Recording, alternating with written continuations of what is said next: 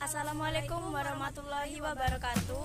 Perkenalkan, kami dari pengurus OSIS SMP Negeri 10 Kota Probolinggo. Di sini kami sebagai koordinator bidang belajar efektif atau mandiri secara daring.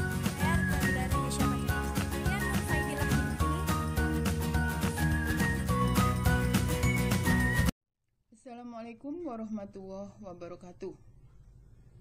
Perkenalkan, nama saya Lilis Indayani atau biasa dipanggil Bu Lilis. Saya mengajar mata pelajaran IPA. Insya Allah di tahun 2020-2021 akan mengajar di sebagian kelas 7 dan sebagian lagi kelas 9. Pada kesempatan ini saya diberi amanah untuk menyampaikan materi MPLS, yaitu tentang belajar efektif. Belajar efektif atau belajar dikatakan efektif jika proses pembelajaran itu memiliki hasil guna. Berhasil guna artinya proses pembelajarannya mampu memberikan pemahaman, kecerdasan, ketekunan, kemudian kesempatan, mutu dan kualitasnya menjadi lebih baik, memberikan perubahan perilaku, kemudian dapat diaplikasikan dalam kehidupan sehari-hari, kemudian menghasilkan manusia yang unggul. Jadi pembelajaran dikatakan efektif jika siswanya, saya ambil aja, berhasil memiliki pemahaman dan kecerdasan tentang apa yang diajarkan. Kemudian, bagaimana belajar secara efektif di masa pandemi semacam ini? Rencananya di SMP 10 akan menggunakan beberapa aplikasi. Aplikasi ini diberikan karena nanti pembelajaran akan dilakukan dengan dua cara, yaitu secara online atau daring dan juga secara offline atau dikatakan luring istilahnya. Bagaimana pembelajaran secara daring itu? Pembelajaran secara daring atau secara online, daring artinya dalam jaringan, menggunakan aplikasi di mana guru dan siswa nanti akan berkomunikasi, bisa bertatap muka secara langsung melalui jaringan internet. Jadi berada di dalam jaringan internet. Sedangkan pembelajaran secara luring itu tidak bertatap muka secara langsung, tapi bisa berkomunikasi melalui media-media yang lain, sehingga siswa menerima tugas dari guru secara tidak langsung atau tidak tatap muka, dan siswa tersebut bisa melaksanakan tugas-tugasnya melalui aplikasi-aplikasi yang nanti akan kita sampaikan. Pembelajaran secara daring nanti di SMP 10 bisa menggunakan media WhatsApp, bisa juga menggunakan Kisco Webex. Jadi secara daring itu bisa WhatsApp, bisa Webex. Tapi nanti kalau misalnya di dalam daring untuk satu kelas itu kemungkinan besar menggunakan Webex. Sedangkan pembelajaran secara luring, selain nanti mungkin perintah atau tugas-tugas yang bisa melalui WhatsApp, juga bisa menggunakan aplikasi yang lain, misalnya menggunakan Google Classroom, kemudian ada tugas-tugasnya diupload pada Google Drive, kemudian tugas juga bisa melalui Google Formulir,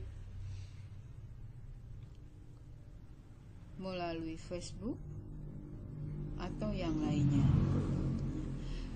Untuk menggunakan komunikasi semacam itu, maka siswa harus memiliki email. Ya, silakan nanti Bapak Ibu, orang tua atau wali itu mengecek kalau misalnya putra-putrinya masih belum memiliki akun email, diharapkan bisa dibuatkan atau anak-anak bisa membuat sendiri dengan bimbingan orang tua. Ya. Jadi kalau memiliki akun Gmail, nanti otomatis bisa nanti memiliki Google Drive-nya, bisa menggunakan Google Classroom nanti, kemudian bisa juga membuka Facebook dan yang lainnya. Selanjutnya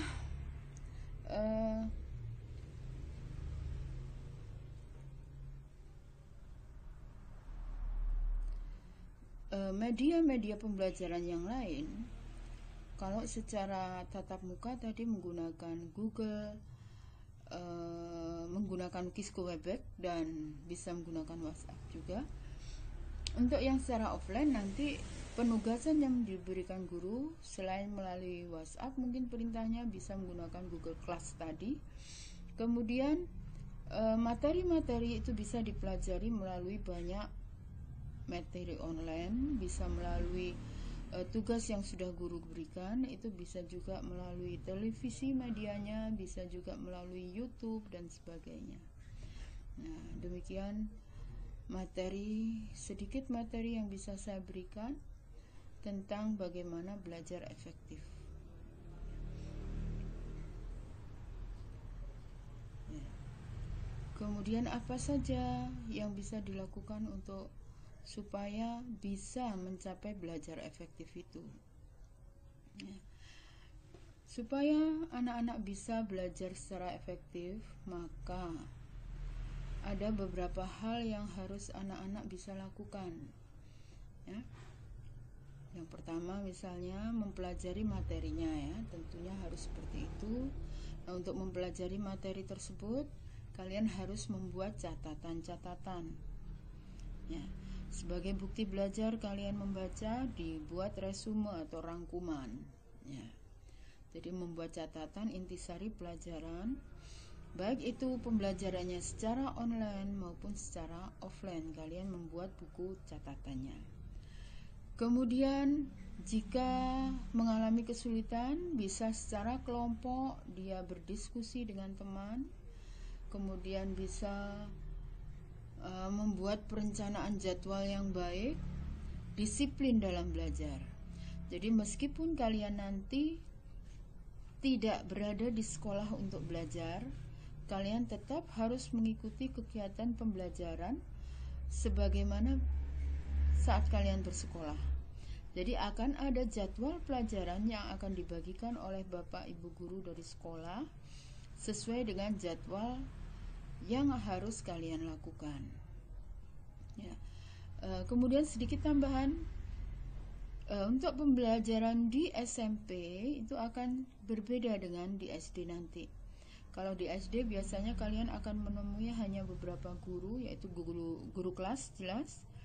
Tiap jenjang guru kelasnya berbeda mungkin, di mana guru kelas itu akan mengajar mata pelajaran mulai bahasa Indonesia, PKN, mungkin juga keseniannya, mungkin juga matematikanya, IPA, IPS, itu adalah satu guru.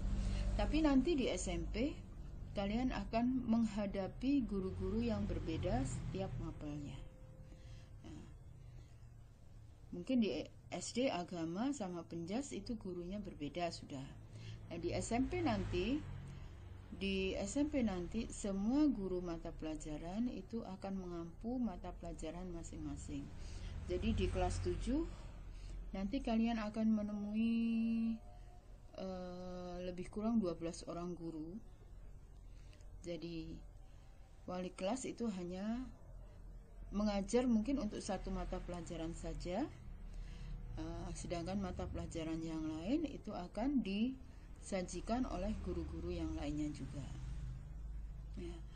Kemudian karena gurunya berbeda-beda, silakan dijaga komunikasinya. Kemudian buku-bukunya itu tolong dibedakan, ya, supaya nanti Saat pelajaran IPA tidak bingung mencari buku, ya, jadi harus ada masing-masing buku. Jadi disiplin dalam belajar. Disiplin dalam belajar ini selain sesuai dengan jadwal pelajarannya, diharapkan nanti Bapak Ibu wali murid juga menyediakan tempat untuk siswa saat pembelajaran. Jadi ada tempat khusus atau dikatakan sebagai sudut belajar, di mana siswa tadi akan belajar di tempat tersebut terutama saat tatap muka. Nah, jadi saat tatap muka atau saat siswa melaksanakan pembelajaran harus berada di tempat itu, sehingga tidak terganggu pada saat dia belajar.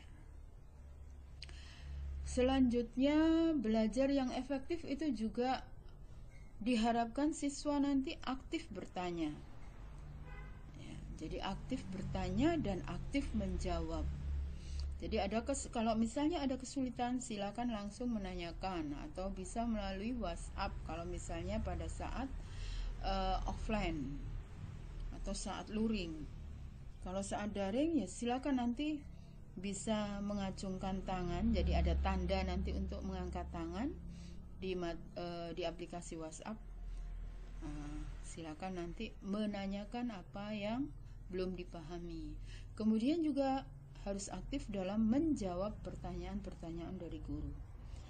Aktif dalam mengerjakan tugas-tugas dari guru. Bagaimanapun kegiatan pembelajaran meskipun tidak melalui tatap muka tetap akan dipantau dan juga akan dievaluasi, diberi asesmen atau diberi ulangan, diberi penilaian. Kemudian belajar juga harus serius dan tekun. Kemudian juga, namun demikian, jangan berlebihan, tetap harus ada waktu untuk istirahat. Ya. Kemudian jujur saat mengerjakan ulangan dan ujian. Ya. Ulangan atau ujian nanti bisa menggunakan Google Formulir yang diberikan oleh guru dan siswa bisa nanti langsung mengerjakan secara online dan nilai akan bisa langsung diperoleh pada saat selesai mengerjakan soal. Ya. Kemudian untuk bagaimana belajar efektif itu, selalu mengulang pelajaran yang sudah diajarkan oleh guru. Kemudian mendengarkan baik-baik penjelasan yang diberikan oleh guru, terutama saat online, karena kalau saat online itu tidak bisa kita ulang. Beda misalnya pembelajaran secara offline, guru menyajikan materi melalui video atau YouTube, kalian bisa menontonnya berulang kali. Tapi pada saat online kalian harus menyimak, betul-betul menyimak pelajaran tersebut. Ada lagi, kemudian banyak berlatih pelajaran. Meskipun pelajaran itu dirasa kurang menyenangkan, jangan ditinggalkan. Usahakan untuk menyukai semua mata pelajaran yang ada. Kemudian mengikuti kegiatan ekstrakurikuler. Ya, kegiatan ekstrakurikuler nanti juga tetap ada. Nah, hanya nanti aplikasinya seperti apa kita lihat nanti. Kemudian cari seorang pembimbing yang baik. Nah, di sini pembimbing utama untuk anak-anak adalah Bapak Ibu guru atau walinya. Kemudian jangan suka menyontek pekerjaan teman atau siswa yang lain. Usahakan dan diharapkan semua anak-anak berlaku jujur. Jadi jangan menyontek pekerjaan teman untuk dikumpulkan. Kerjakan sendiri.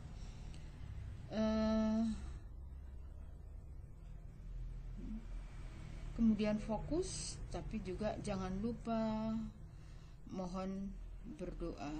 Jadi mohon bimbingan pada Yang Maha Kuasa supaya pembelajaran yang kalian lakukan itu bisa efektif, bisa kalian cerna, kalian pahami dengan baik. Ya.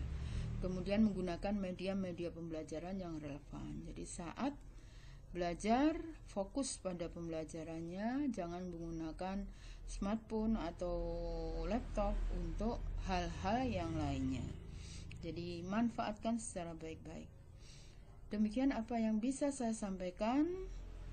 Kurang lebihnya mohon maaf. Saya akhiri. Wabillahi taufik wal hidayah. Wassalamualaikum warahmatullahi wabarakatuh. Sekian dari kami. Wassalamualaikum warahmatullahi wabarakatuh.